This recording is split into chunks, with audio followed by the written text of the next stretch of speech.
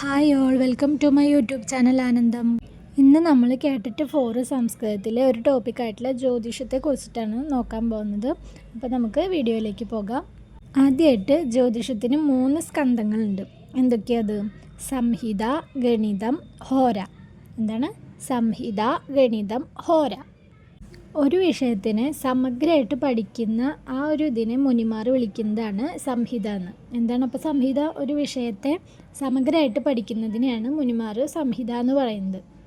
Okay, അങ്ങനെ. പിന്നത്തെയാണ് നമ്മൾ വരാഹമിഹിരനെ കുറിച്ചിട്ടാണ് നമ്മൾ പറയുന്നത്. ജ്യോതിഷ ശാസ്ത്രത്തിലെ ഒരു പ്രധാനപ്പെട്ട വ്യക്തിയാണ് വരാഹമിഹിര. ഭാരതീയ ജ്യോതിഷശാസ്ത്രസ്യ കുലപതേരേകം ഭവതി വരാഹമിഹിര. എന്താണ്? ഭാരതീയ ജ്യോതിഷശാസ്ത്രസ്യ കുലപതേരേകം ഭവതി വരാഹമിഹിര. ഭാരതീയ ജ്യോതിഷശാസ്ത്രത്തിൻ്റെ കുലപതികളിൽ ഒരാളാണ് ആര്? വരാഹമിഹിരൻ.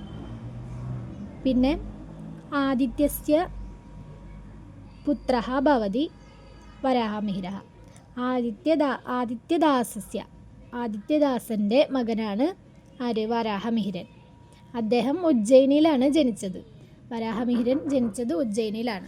അദ്ദേഹം 6th സെഞ്ച്വറിയിൽ, അതായത് 6th ശതകയാണ് ജനിച്ചത്. അദ്ദേഹം 6th സെഞ്ച്വറിയിലാണ് ജനിച്ചത്. അതുപോലെ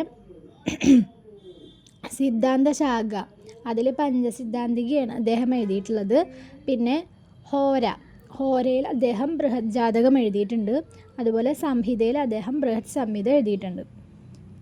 സിദ്ധാന്ത ശാഖ, പഞ്ചസിദ്ധാന്തിക, ഹോര, ബൃഹത് ജാതകം, സംഹിത, ബൃഹത് സംഹിത.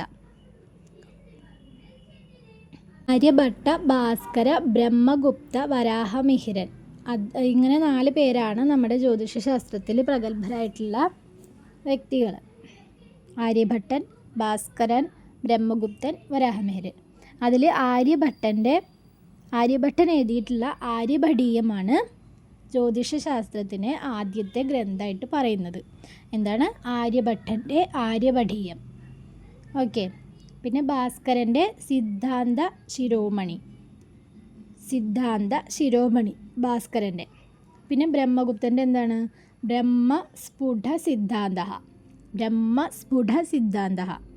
വരാഹമിഹിരൻ്റെ ഹോരാശാസ്ത്രം. ഇത് പ്രധാനമാണ് കേട്ടോ, പ്രധാനമായിട്ട് പഠിക്കേണ്ടതാണ്. ആര്യഭട്ടൻ്റെ ആര്യഭടീയം, ഭാസ്കരൻ്റെ സിദ്ധാന്ത ശിരോമണി, ബ്രഹ്മഗുപ്തൻ്റെ ബ്രഹ്മസ്ഫുട സിദ്ധാന്ത, വരാഹമിഹിരൻ്റെ ഹോരാശാസ്ത്രം. പിന്നെ ജ്യോതിഷശാസ്ത്രത്തിൽ പറയുന്നത് എന്തൊക്കെയാണ്? 12 രാശികളെക്കുറിച്ചും 9 ഗ്രഹങ്ങളെക്കുറിച്ചും അശ്വതി തുടങ്ങിയിട്ടുള്ള 27 നക്ഷത്രങ്ങളെ കുറിച്ചിട്ടൊക്കെയാണ് ജ്യോതിഷശാസ്ത്രത്തിൽ പറയുന്നത്. അപ്പോൾ രാശികൾ ഏതൊക്കെയാണെന്ന് നോക്കാം. രാശികൾ അറിയുണ്ടാവും മാഡം, അങ്ങനെ തൊട്ട് തുടങ്ങുന്ന രാശികൾ അത് നമുക്ക് നോക്കാം. മേഷഃ, വൃഷഭഃ, മിഥുനഃ, കർക്കടഃ, സിംഹഃ, കന്യാ, തുലാ, വൃശ്ചികഃ, ധനുഃ, മകരഃ, കുംഭഃ, മീനഃ. അങ്ങനെ ഇത്രയും, മേടം തൊട്ട് മീനം വരെ, മേഷഃ തൊട്ടിട്ട് മീനഃ വരെ. ഓക്കെ, അങ്ങനെയാണ് 12 രാശികൾ. പിന്നെ നവഗ്രഹങ്ങൾ, 9 ഗ്രഹങ്ങൾ ഏതൊക്കെയാണ്? സൂര്യഃ, ചന്ദ്രഃ, കുജഃ, ബുധഃ, ഗുരുഃ, ശുക്രഃ, ശനിഃ, രാഹുഃ, കേതുഃ. സൂര്യഃ, ചന്ദ്രഃ, കുജഃ, ബുധഃ, ഗുരുഃ, ശുക്രഃ, ശനിഃ, രാഹുഃ, കേതുഃ. പിന്നെന്താ? ഒരു രാശിയിൽ നിന്ന് സൂര്യന് മറ്റൊരു രാശിയിലേക്ക് പ്രവേശിക്കുന്ന ആ ഒരു സമയത്തിന് നമ്മൾ സംക്രമം എന്നാണ് പറയുന്നത്. എന്താണ്? സൂര്യൻ ഒരു രാശിയിൽ നിന്ന് മറ്റൊരു രാശിയിലേക്ക് പ്രവേശിക്കുന്നതിനെ സംക്രമം എന്ന് പറയുന്നു. അത് 1 മാസക്കാലമാണ് ഈ സംക്രമം എന്ന് പറയുന്നത്. അപ്പോൾ 2 മാസങ്ങൾ ചേരുമ്പോൾ ഒരു ഋതു ഉണ്ടാകും. അങ്ങനെ 6 ഋതുക്കളുണ്ട് നമുക്ക്. 2 മാസങ്ങൾ ചേരുമ്പോൾ ഒരു ഋതു ഉണ്ടാവും. അങ്ങനെ 6 ഋതുക്കളുണ്ട്. അപ്പോൾ ഋതവഃ, ഇതൊക്കെയാണ് ഋതവഃ. വസന്തഃ, ഗ്രീഷ്മഃ, വർഷഃ, ശരത്, ഹേമന്തഃ, ശിശിരഃ. അതിൽ വസന്തഃ അതാണ് മേഷഃ, വൃഷഭഃ. ഗ്രീഷ്മഃ, മിഥുനഃ, കർക്കടഃ. പിന്നെ വർഷഃ, സിംഹഃ, കന്യ. ശരത്, തുല, വൃശ്ചിക. ഹേമന്തഃ, ധനുഃ, മകരഃ. ശിശിരഃ, കുംഭഃ, മീനഃ. ഇങ്ങനെയാണ് 6 ഋതുക്കളും അതിലുള്ള മാസങ്ങളും വരുന്നത്. പിന്നെ 3 ഋതുക്കൾ ചേർന്ന് കഴിഞ്ഞാലാണ് അയനം ഉണ്ടാകുന്നത്. അപ്പോൾ 2 അയനങ്ങൾ നമുക്കുണ്ട്, ഉത്തരായനം ദക്ഷിണായനം. ഈ ഉത്തരായനത്തിൽ വരുന്ന മാസങ്ങൾ ഏതൊക്കെയാണ്? മകരഃ, കുംഭഃ, മീനഃ, മേഷഃ, വൃഷഭഃ, മിഥുനഃ. പിന്നെ ഉത്തരായനത്തിലോ? ഇത് ഉത്തരായന കാലത്തിലുള്ളത്. ഇനി ദക്ഷിണായന കാലത്തിലുള്ളത് കർക്കിടക, സിംഹ, കന്യ, തുല, വൃശ്ചിക, ധനുഹു. അങ്ങനെ ഇത്രയാണ് ദക്ഷിണായന കാലത്തിലുള്ളത്. അങ്ങനെ അത്രയും കഴിഞ്ഞു.